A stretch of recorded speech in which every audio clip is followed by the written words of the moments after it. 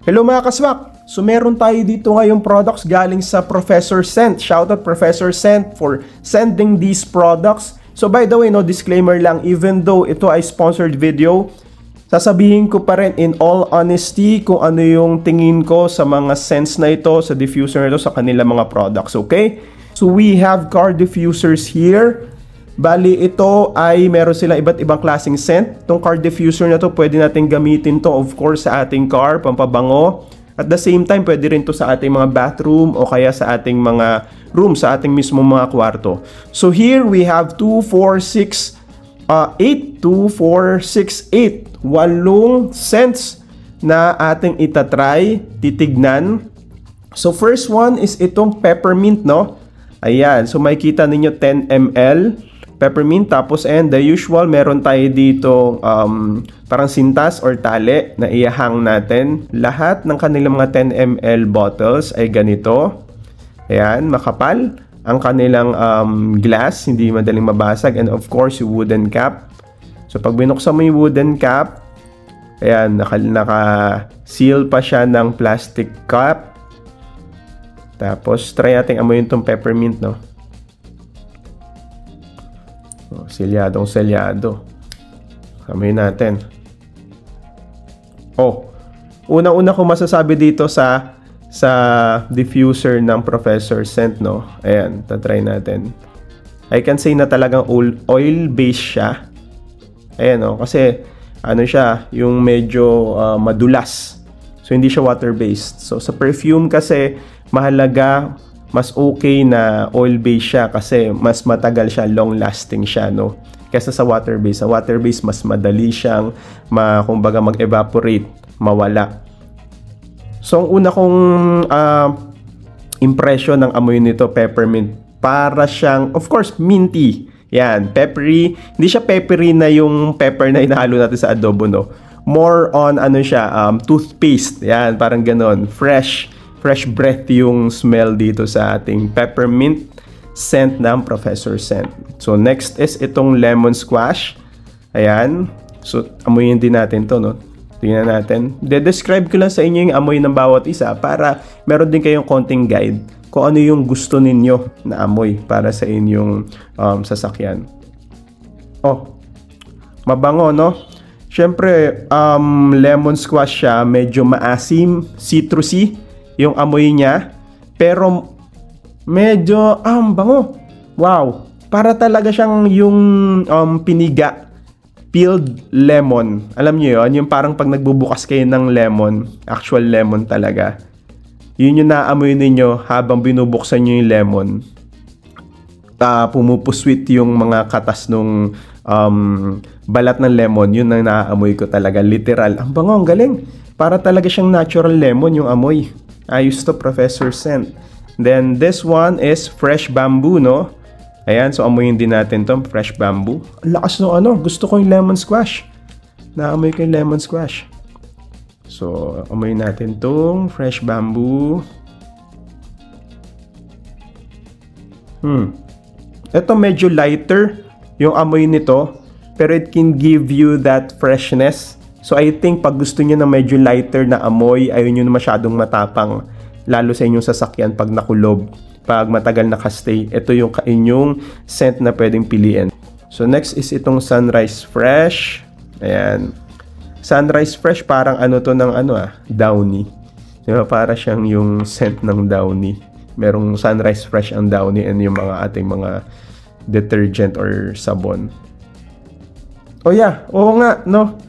Tama, parang malapit siya dun sa amoy ng Downy Sunrise Fresh or Ariel. Ayan, ganyan. So parang kung gusto nyo ng medyo amoy ng mga damit ninyo, ganyan, yung parang amoy nyo na malinis, yan.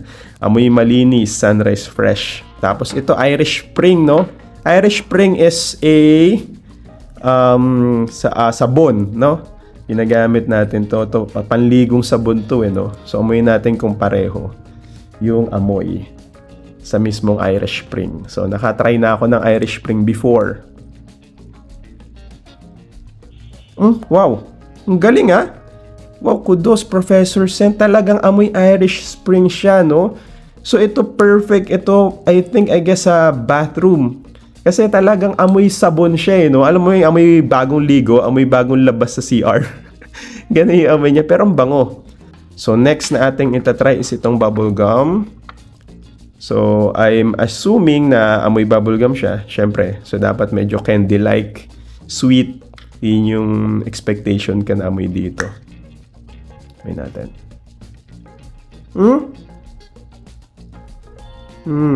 Bango. Habang tumatagal, no, habang mas matagal mo siyang inaamoy, mas lalo mong naamoy yung pagka-bubblegum niya. So tama, medyo sweet yung scent niya. Tapos para siyang, alam mo yung bubblegum na bazooka. Parang ganun yung naamoy ko eh. Parang playful yung amoy niya. Then next one is itong sweet lavender. Ayan.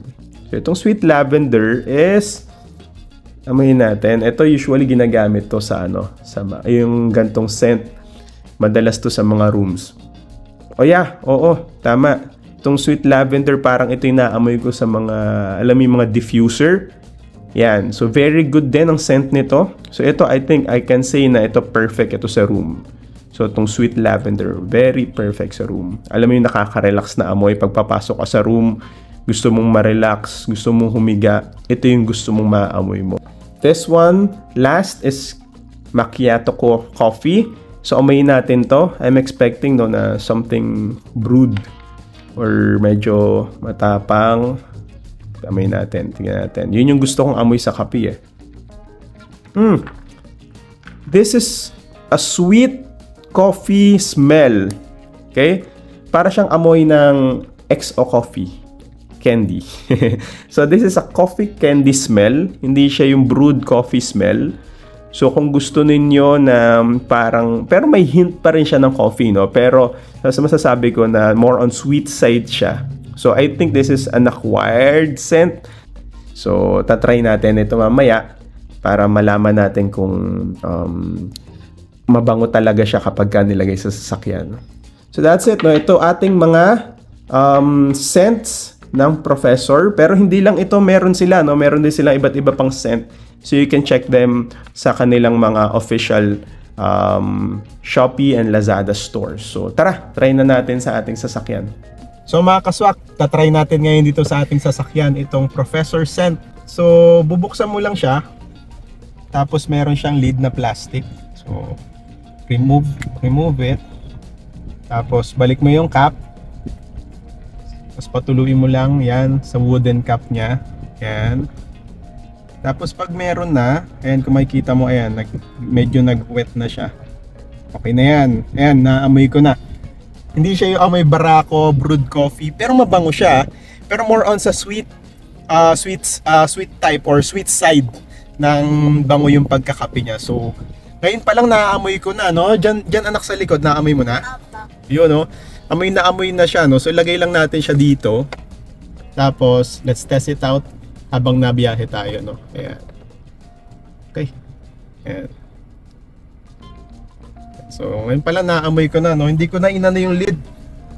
Hindi ko na muna binalik. Ayan, so, let's go. Tapos, tignan natin mamaya pag iniwan na natin yan kung gaano siya kaamoy pa rin sa buong sasakyan. So, update tayo mga kaswak, no? Hindi ako nakapag-update kahapon dahil ginabi na kami ng away, pero ito ang update natin sa Professor Scent, no? Itong kanilang macchiato coffee. Amoy na amoy siya buong araw kahapon habang kami nasa labas nung iniwan namin siya. Sobrang maamoy at ang bango. Mabango talaga sa loob. Tapos it lasts. Actually, nung pag-uwi ko, sinara ko ito. Tip na rin ito, no? Kung gusto nyo medyo mas makatipid, mas tumagal, ang ginagawa ko, sinasara ko, binabalik ko yung tip, itong plastic cap, kapag ipaparada ko na ng matagal.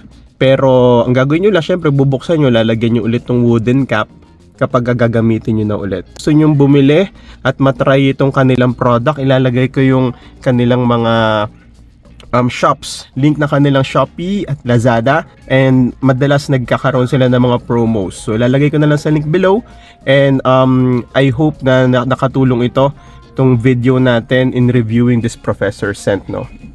So I hope na itry nyo rin ito Professor Scent, at sigurado ako matutuwa kayo. Sa murang halaga, meron na kayong quality na car freshener or car scent. Alright? See you next time mga kaswak. Bye-bye.